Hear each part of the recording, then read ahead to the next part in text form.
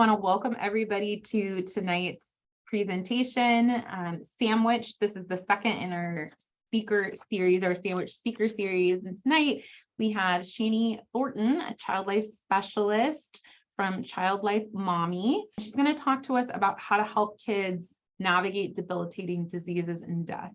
So I am very excited to introduce Shani to you, and I just want to share a little bit about her. So Shani is a certified child life specialist and a full-time mom, and she provides child life services through her private practice, Child Life Mommy, in Northern California, which serves the Sacramento region.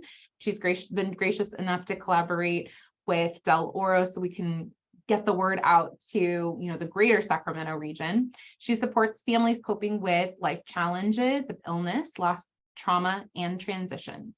And through therapeutic play, creative arts, education, and emotional support, she helps children process these challenges and create coping plans to better support their needs.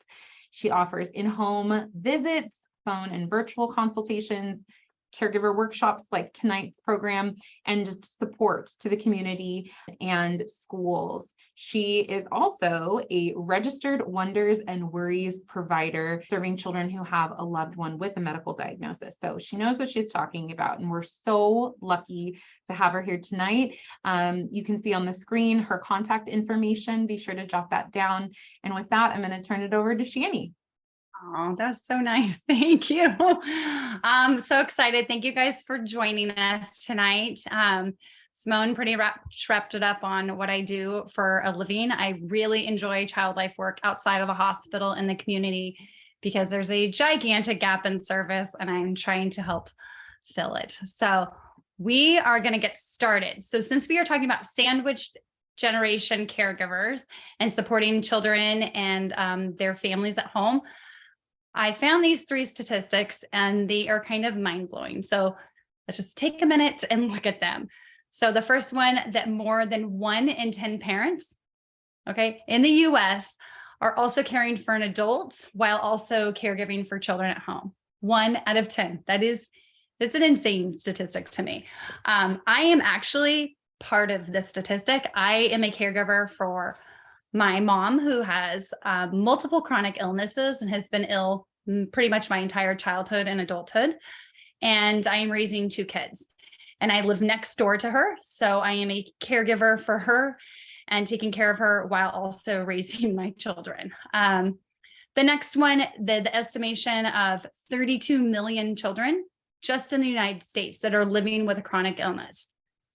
I attached this one because if you're a parent or a caregiver, you may have a child who falls into that category. And so if you think of yourself as a caregiver in that sandwich generation, meaning that you're taking care of a loved one, usually it's a parent or a spouse, maybe a grandparent, and you're parenting at the same time, you also may have a child who has a chronic illness. So you are dealing with additional stressors. And the third one, that 6 out of 10 US adults have a chronic illness. And 4 out of 10 have 2 or more. That's also for my mom. So again, you may be working with a caregiver, or you may be a caregiver yourself who falls into all 3 of these categories, right? That you may have a chronic illness, your child may have one, and you may be taking care of a loved one, or the loved one that you're taking care of has multiple chronic illnesses. And so what does that mean?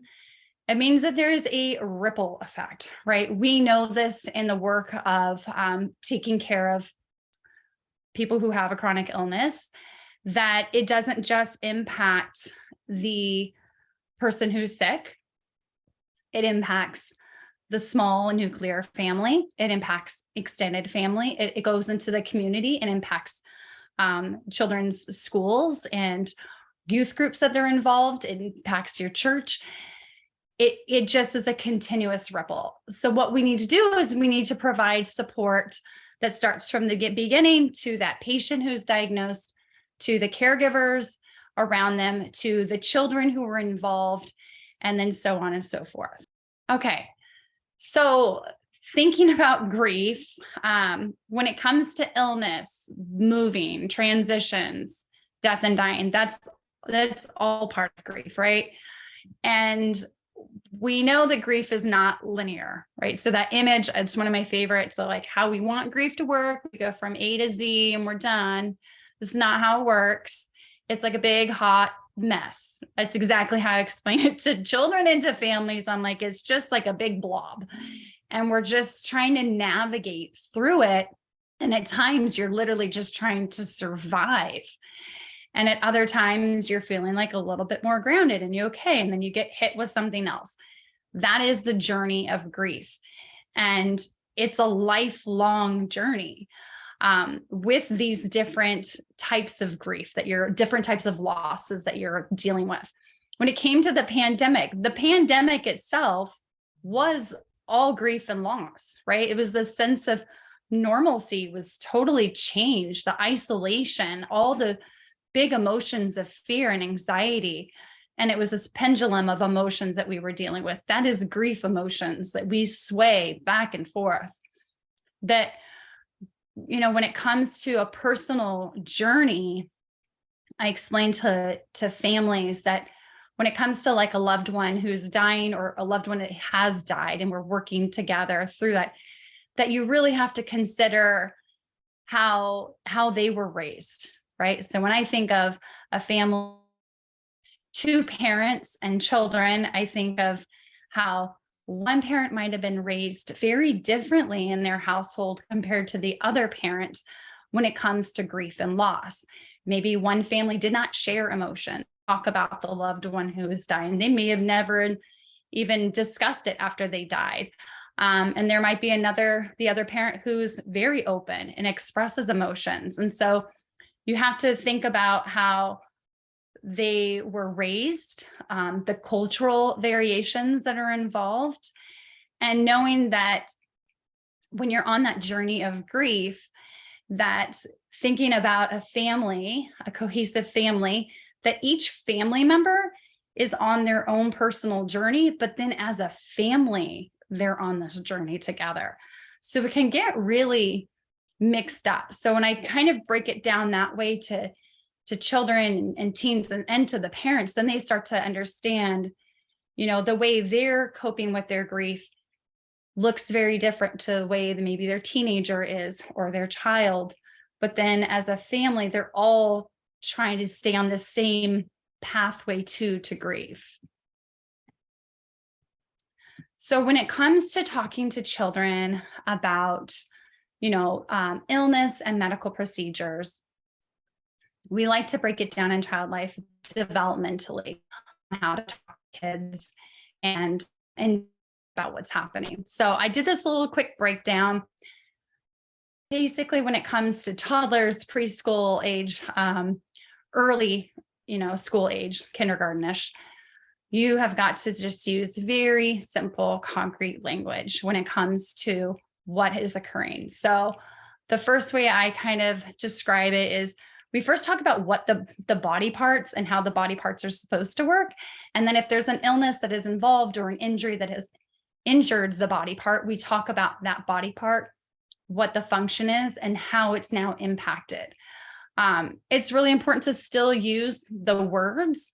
So instead of just saying they're sick or they're at the hospital to get better, those are really kind of sugar-coated euphemisms. I still use the words, and I encourage parents and caregivers to use the words of, like, if it's cancer diagnosis, it's cancer. If it's dementia, we use dementia. We are going to use the actual words, and then we just use simple language to describe what that means. And the best way for this age group is to do it by books, body books. I have a whole slew of them. My favorite ones are on Usborne. You can get so many different variations, and it's a great way for kids to learn about the body system, their body, and their loved one's body and what's happening to them. For this age group too, it's all through play. So in child life, we use medical play all the time.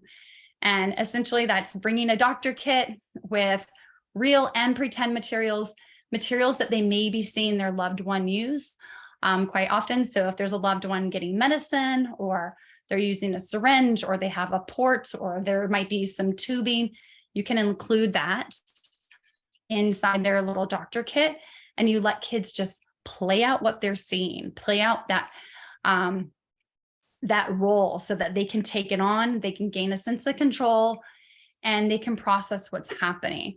And for this age group too, it's just really important to continue routines for them.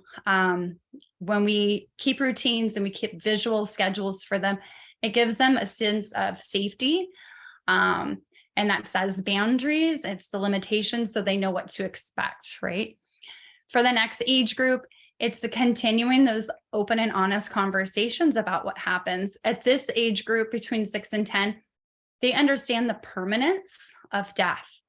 So when it comes to talking about a loved one who may be ill, who's on a terminal illness, who's actively dying or who has died, you use those words and you talk about how the body part is no longer working, right? Like their heart has stopped beating, their lungs can no longer breathe, that their body has died, and using those words. You're also there to clear up those, misconceptions that they might have. This age group and also the 2 to 6-year-olds tend to, especially the 6-year-old, the preschool age, do a lot of magical thinking, which means that sometimes they think that they did something wrong to have caused a person to get sick or to get hurt or to die. And so you really have to be very clear about that. And you may have to share that same narrative of like what the illness is, how the person got it, or, what their treatment is, or maybe how they died, over and over and over again, so that the child can continue to process it and understand that they did nothing to have caused it. For this age group too, it's also clean up the misconceptions of if a chronic illness is, it's not contagious. And so we clear that up, that it's not like a cold or a flu, that you can't catch this like a virus. You talk about how the disease works within the person's body. Again, the visuals and the schedules are helpful. For the next age group, that middle school age group, it's a really sensitive time because they're starting to kind of go through puberty. So their body is changing, their hormones are changing, and they really become they're transitioning essentially into a teenager, which is transitioning to adulthood. So there's a lot of big emotions going in here. So again, it's that really clear, open dialogue that you have with them, answering questions, checking in with them, and making sure that you have that back and forth communication so that they can come to you when they have questions. And for the adolescents, they're in an age group developmentally where they're learning to kind of figure out who they are, right? It's that whole self-identity part. And so if you're taking care of a loved one and you're parenting a teenager at this time, we have to be really careful that we don't add additional jobs on them to take on the role of a caregiver. There are teens who want to take it on, and that is very different than us, having them take on additional roles. We want them to be a teenager, want them to have that experience of, not having to feel like they have to fill their dad's shoes or to grow up faster. We want them to still be able to explore and develop in a way that's not crossing over into full, adulthood roles when they're still a teenager.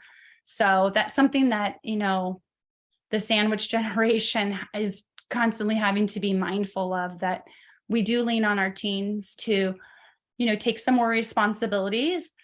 But when it comes to the caregiving, they shouldn't be necessarily taking on all those roles. And so again, it's also that good communication and that back and forth. I use the little images of the gingerbread little cutouts. These are great ways to check in with your kids or kids that you're working with on to see, what they understand, what's happening. So you see the image on the far left-hand side, it's got like the red arms, the red legs, and the head. So this one was a little girl. She was probably about, well, she wasn't really, she was like 11 or 12, and her dad had died. And so I did a check-in on how she was feeling. And so I wanted to help her identify where she kept her emotions at in her body. And she said that she felt like her heart had been broken. So she colored in her heart. And then she said she felt a lot of anger in her fists and in her legs. So she colored those in. And then she said that her head felt like overwhelming, that she had a hard time concentrating. So this is a great way to kind of check in with kids and figure out where they store emotions in their body and how they're expressing them, which we'll get to coping strategies later. The other image of the gingerbread cutout with the green arm, this was more of an assessment that I used to figure out how what a child's understanding was of their mom's terminal illness. And so I gave her this cutout and I said, can you show me where your mom's cancer is, like where she's sick? And she started at the head, and then she colored in the arms and the legs. So her mom had a brain tumor. So that was representing that. Her mom had had a stroke about 6 weeks prior. So she had paralysis in her left side and she was no longer able to walk. So that's where her legs are colored in. She had a neck brace on. So you see that red color right there. And then I had asked her a really hard question, but I feel like when you create a safe space, you can kind of go there and you can see what they're comfortable sharing. And I asked her, how do you think your mom feels? And she drew the heart and then she broke it in half. And she looked up at me and I said, your mom's heart is breaking because she doesn't want to die. And you don't want her to die either. And she was like, nope. And then she just went right back to coloring. And this was a 7-year-old little girl. So she had been experiencing watching her mom ill for quite some time, but she clearly was understanding what was happening. So those are great tools to kind of check in with kids where we can figure out what their understanding is of a loved one's illness or teaching about their loved one's illness. So you can use a cutout like the diagram in the middle where it has the body part, so you can teach them that way. And they can also check in with them with their emotions. And then the last image is those Usborne books. Another great way to help, children and teens understand what's happening is you have to continue that open line of communication. That dialogue has to be there. And that starts with trust, right? So we have to be truthful and we have to be honest with our kids and our teens about what is happening, because they are so smart. They know if you're whispering or you're talking quietly on the phone, they are so tuned in. They know what's happening. Oftentimes caregivers we're scared to share because we don't want to upset our kids. We don't think that they can handle it. But here's the reality. We do not give kids enough credit. We don't give teens enough credit. We cannot protect them from their emotions. They're going to feel it. But we can give them a space where we're honest and we're having open conversations so that they feel like they can come to you as the caregiver and talk to you, ask you questions. And that is what you want. You don't want them to hear something from somebody else or by an accident or read a text message. You want to be the person to share that information with. So it goes back to that breakdown of simple, concrete language, what they can understand, and using the words for it. And you continue that. I think that oftentimes we check in with kids and we think that they're okay because like that image of like how I look, right, and how I feel. As a caregiver, taking care of a loved one, that is exactly how it is. We are carrying so much additional stress of worrying about our loved one. We're dealing with that grief and loss. We're dealing with the daily grind of it and the role that we're taking. And then we're taking care of our kids. And on the inside, things can feel very overwhelming. And our kids oftentimes will pick up on that too. They can almost mirror what's happening. They're very tuned in. So it's important for us to also stay grounded and checking in with our kids of like, man, today's like a rough day. I'm having a hard day. So you're modeling for your kids that it's, that you're expressing those emotions. You're modeling for them that we're going to have good days and we're going to have some rough days. But as long as that communication's there, they're going to be able to continue to understand what's happening to their loved one and come to you when they have those additional questions. The other images with like the play. So a great way, especially if you have a loved one who's ill, is I use the medical play, so like the doctor kit, but I also do Playmobil. And that is a fantastic way. Kids will play out stories about, their loved one being in the hospital or going to the hospital to visit grandma, or over and over again. And so when we give them some of those tools and that space, it'll let them continue. So I kind of wanted to move into, the debilitating diseases, but then also into if there's a terminal prognosis, right? Like how do we create some of the memory making during that time where our loved one may be on hospice, or maybe we have a very short period of time, right?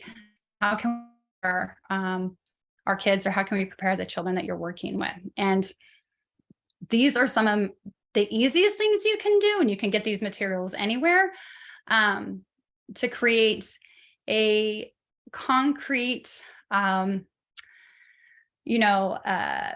item of your loved one. And some of my favorites that I do are like handprints. So you see the heart with the green and the red, those were handprints of loved ones going around. And in the middle, they had their loved one's name. Very easy to do. Fingerprint charms are made out of model magic. The kids are, it's a great way for kids to like get in there. It's sensory play, and they're coloring it and then they're shaping it. And then you can just press the loved one's finger. I've had families where kids have done like their fingerprint and then their loved one's fingerprint at the same time. So they're like next to each other. And some of these, activities, we feel like, oh my God, how do I present this? Like, how do we do this? It's so much easier than what we think. We have a lot of fear on like how to do this, but it's just, if you look at it, it's just a therapeutic art activity. It's the process. It's the opportunity when the families are coming together and they're talking and they're singing, and so oftentimes they're listening to music or they're sharing stories. And in it, during that time is when they're actually creating. But that in itself is like a snapshot. It's a memory. It will be a core memory that they got to do this with their loved one. Some other things that, as a caregiver, if you've got a loved one that is dying, that you can encourage them to, if they have the strength, to share stories and you can record them. They have all of those storybooks where you can record your voice reading to, grandchildren or children, doing fun interviews, writing letters, future birthday cards. There's so much that can continue, and you'll be able to continue to honor that loved one. These are some of my favorite recommended books as well. I have them on here. So Forever Connected has numerous activities that you can do, and it has different stages from diagnosis to terminal diagnosis to dying to like death and after. I also think when it comes to death and dying, it's a really hard topic for our culture. I feel everyone has a very hard time with this. And I think some of the simplest ways to describe it to kids is when you use that as like a life cycle. When you think about the seasons changing, when you talk about the weather changing, and read books for like lifetimes where, everybody has a lifetime. It could be a short period of time, or it could be an incredibly long time, but every living thing will eventually die. And so using some of these activities where you can read a book that has a theme and has a story along with it, and then doing an activity such as like creating a pottery plant, and talking about how the life will continue. And there's so many opportunities to have families connect together to help them through this. And in that too, you're also creating like a memory making activity, that legacy building. After a loved one has died, it's kind of be very hard to continue through the grief. But I think for helping your children in your teens continue is to share those stories, to continue the memory making through some of these activities. My very favorite activity that I do with probably every single family that I work with is called The Invisible String. So it's a book, The Invisible String, and it talks about how no matter where we are in the world, whether you're alive or you're dead, we're all connected with our loved ones through our heartstrings. It's an incredibly beautiful book, and it helps children with separation anxiety, divorce, those transitions, all different types of losses. And in this picture, that's actually my son. At the time he was almost 4 years old, I think we had 4 losses of great grandparents for them in a very short period of time, maybe about 6 months. And he was having a very hard time coping with separation from me. And at one point, I remember he threw a penny and like to make a wish. And I heard him say, "I wish my mommy never dies." And so I'm, checking in with him, doing all my mommy child life stuff with them. But for him, I read the book at his length, at a little bit shorter version, but we did this activity where he created his little heart. He drew all over it. He gathered a string, and I had him pick out how long his string he was going to be. So he decided his was extremely long. And I had him play with me by taking the little heart with the string, and he was in one side of the house, and I went all the way to the kitchen area, kind of behind a wall where he couldn't see me.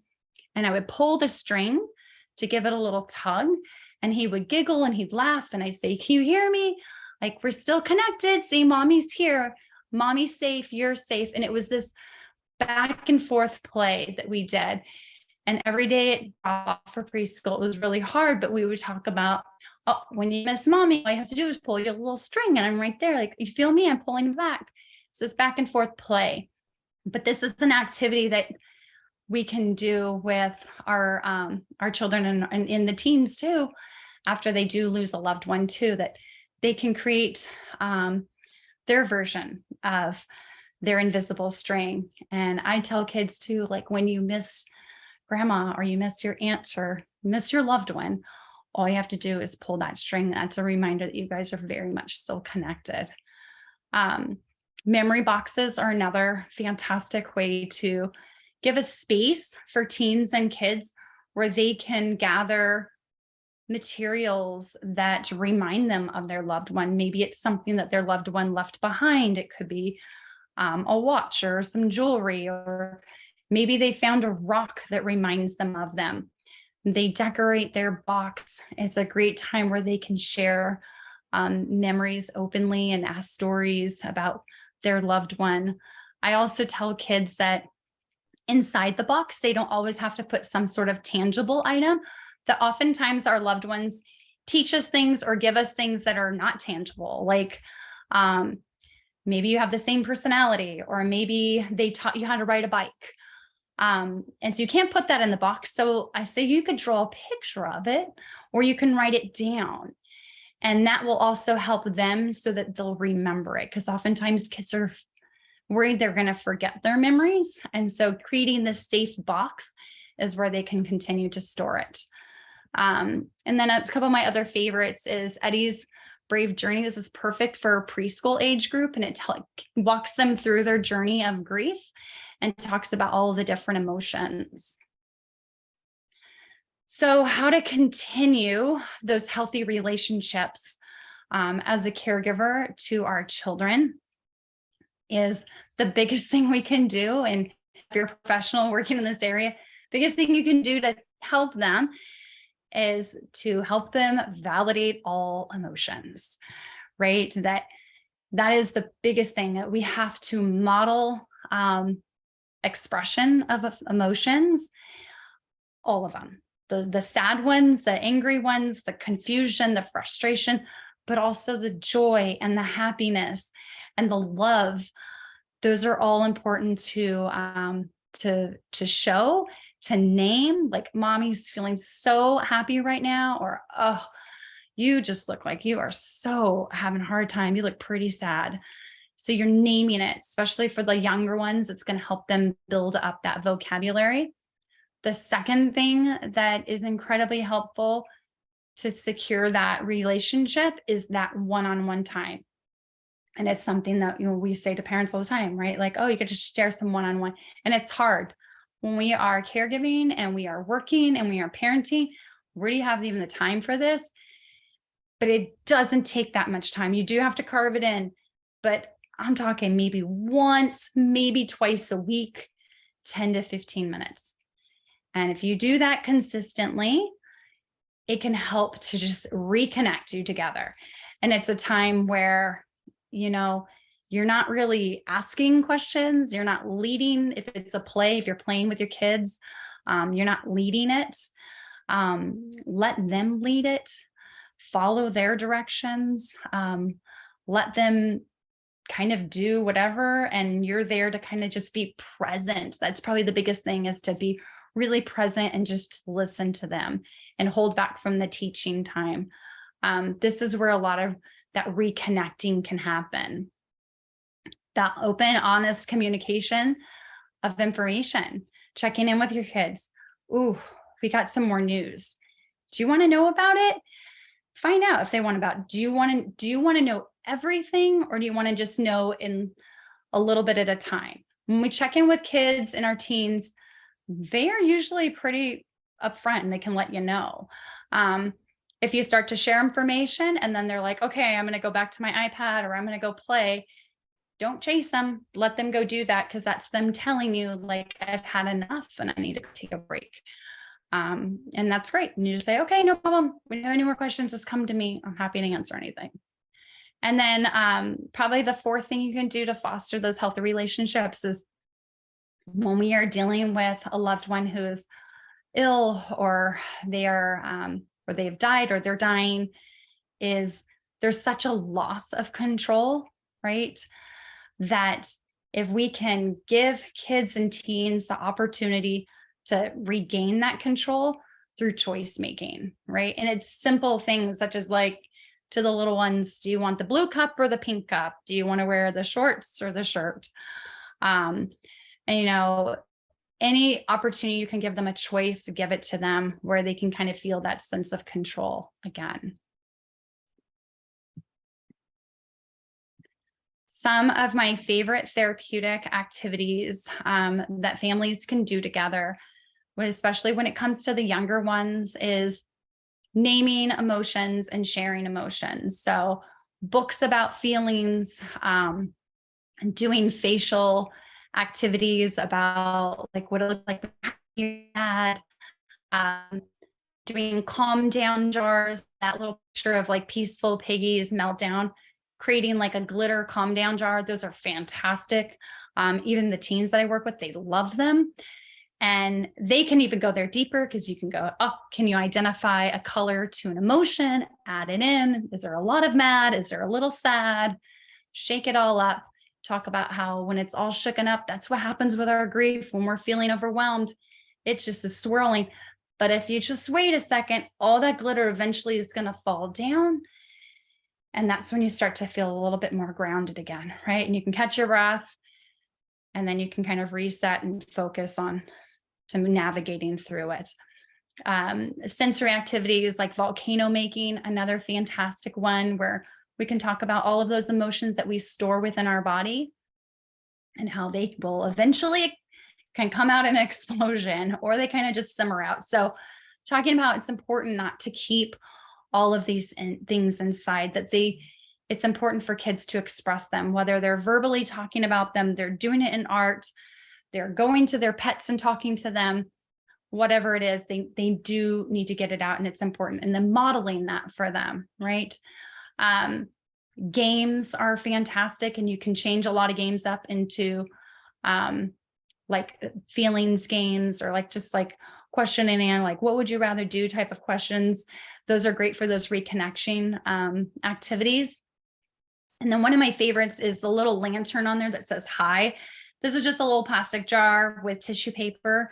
I have kids, Mod Podge tissue paper on there. And it could be a lantern that turns into like a memory making lantern. So I've had kids create them where they look at the sunset and that reminds them of their loved one who died. So they'll create almost like a sunset out of the tissue paper. I've had kids just create it with different colors. And it's not so much a lantern to them about the memory, but it's a lantern with a battery operated light that they turn on to let their other family members know that they're having a hard day. So there's kind of two different ways you can use it. You can use it as a lantern in memory of the loved one, or you can use it as a lantern of like, oh, I am having just my light's on, I'm having a rough moment. I can't really come and articulate that, but I'm gonna just turn the light on to let you all know that. And then again, that resetting with families. I love that there's so many of these different options, and they sound super simple, and they really are. I know that when I'm overwhelmed with my life and my family and caregiving and parenting, sometimes just sitting down and watching, we're watching The Amazing Race right now. Like that's the thing that my two boys and I are doing. We're connecting with that and just sitting down. I look forward to it. They look forward to it, but it's a time where it's just that reconnection. It's so important because when we're feeling so drained and so disconnected, it can be hard to continue through these journeys and just get through life. But if we have these little few moments where we can reconnect, it makes it much easier. And then, of course, our own self-care.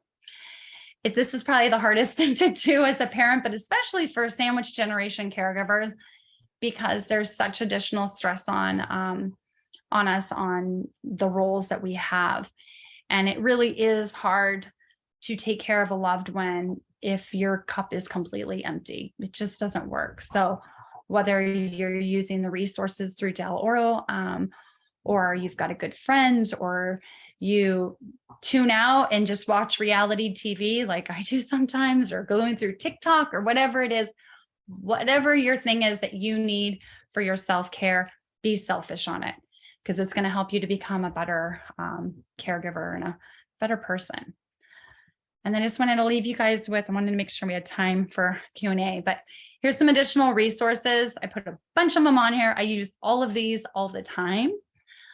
And so what I'm going to do is open it up to questions that anybody may have. One question that came up involved or related to your comment about getting kids involved. You mentioned that, we don't want to put undue pressure on kids or teens to take on caregiving responsibilities, but if they want to help, we should include them. And so the question is, what might that look like for the different developmental levels? How can we include kids in a developmentally appropriate way? Yeah, I think it's a great question. I think for young ones, young children, it might be, hey, do you want to go watch just even something simple like watch your favorite show with your loved one? So the role isn't of them like taking on a caregiver role of, illness or of medication or changing anything of that, but it just being with the person, right? Because that's another part of the caregiving role too that we have to give, is taking care of their mental wellness, making sure that they're getting that emotional connection, their feedback as they're continuing through the disease that they have. For maybe school age and adolescents, it might be, that we have dinner made. Can you bring the plate to them, or can you help bring them to the table if they're in a wheelchair, something like that? I just would be mindful of not taking on those additional roles of like, giving medication orally and maybe just giving it to them and letting the loved one take it, but of those additional, like almost like nursing care roles. Because I think that's where it can kind of get a little tricky. But again, there are some children where they actually enjoy and feel fulfilled that they have this important role. And I think that when you follow a child's lead, they'll be able to tell you that like, that's good for them, or like, they don't feel comfortable. They don't want to do that. So I think every kid is different, but something as simple as, like watching a show, bringing dinner, hanging out with them, going for a walk with them. Maybe if they have pets, taking their pet outside to go to the bathroom, like those would be, I think, some more appropriate roles. Great. Thank you for that. Another question. How do you help your children understand that some of these activities that you're doing with them are designed to promote self-care? Like, how do you help kids bridge the gap between, doing fun activities and understanding these activities as forms of self-care? So oftentimes when I'm working with kids and they're doing an activity, we talk about coping skills, right? And kids are like, what is a coping skill? They don't know what that is. So I'll ask them things like, what is something that you do that helps you when you're feeling overwhelmed, or were you feeling sad, or you're feeling mad? And sometimes it takes them a few minutes, but others it might be really quick, and they're like, oh, I like to go talk to my mom, or I like to play, or I listen to music. Those are self-care, right? Those are coping skills. And so I highlight it right there.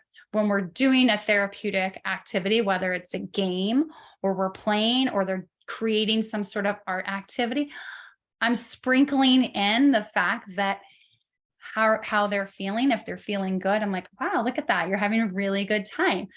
And I notice that when you're doing art, you're feeling like pretty happy. You're feeling pretty calm.